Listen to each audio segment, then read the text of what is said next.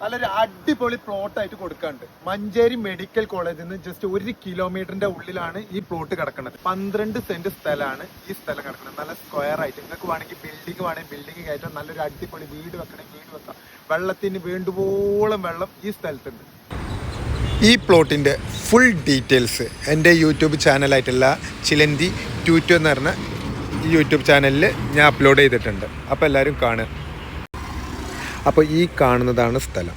ഇപ്പോൾ ഈ കാണുന്നത് ഈ സ്ഥലത്തേക്കുള്ള വഴിയും മേലെ കാണുന്നതാണ് ഈ പ്ലോട്ടും കാര്യങ്ങളും. ഇവിടുന്ന് മഞ്ചേരി മെഡിക്കൽ കോളേജിലേക്ക് ഏകദേശം 1.5 കിലോമീറ്ററോളം വരുന്നത്.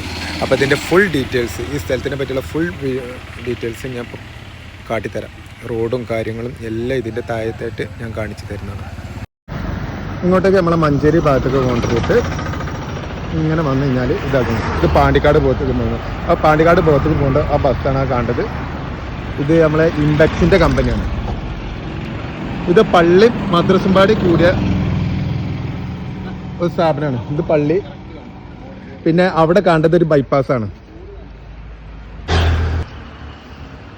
ഇതാണ് ഞാൻ പറഞ്ഞത്, നമ്മളെ മദ്രസത്തിൽ പല കോളേജും പള്ളിയും എല്ലാം പാടിയും കൂടിയ ഒരു സ്ഥാപനമാണിത്. നമ്മളിഞ്ഞി പോകേണ്ടത് ഈ സ്ഥാപനത്തിൻ്റെ നേരെ സൈഡിൽ കൂടിയാണ് നമ്മൾ ഈ പോകുന്നത്. ഇതാ ഇവിടുന്ന് ഈ സ്ഥലത്തേക്ക് ഏകദേശം ഒരു 50 മീറ്റർ ഉണ്ടാവും.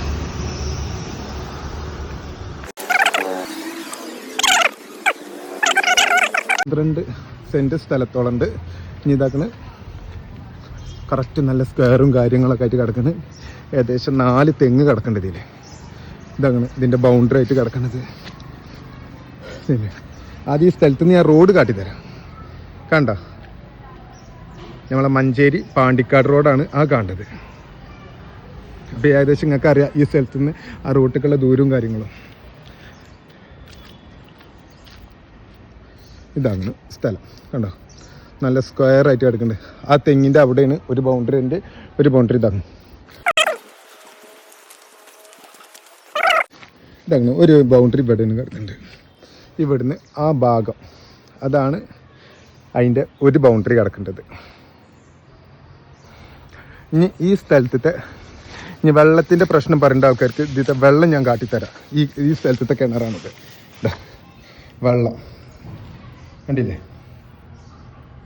ഈ കൊടും വേനലിൽ കിടക്കേണ്ട വെള്ളത്തിൻ്റെ അളവാണിത്. കണ്ടില്ലേ, ഇതാണ് വെള്ളം. അപ്പോൾ ഈ സ്ഥലത്തിന് ആർക്കെങ്കിലും താല്പര്യം ഉണ്ട് എന്നുണ്ടെങ്കിൽ ബന്ധപ്പെടുക. നല്ലൊരു അടിപൊളി സ്ഥലം, പ്ലോട്ടും കാര്യങ്ങളും ഇതിൻ്റെ ചുറ്ററും വീടും കാര്യങ്ങളും ഒക്കെ ഉണ്ട്. പള്ളിയുണ്ട്, മദ്രസ ഉണ്ട്, സ്കൂളുകളുണ്ട്. എല്ലാം നല്ല അടിപൊളിയായിട്ട് കിടക്കുന്ന സ്ഥലമാണ്.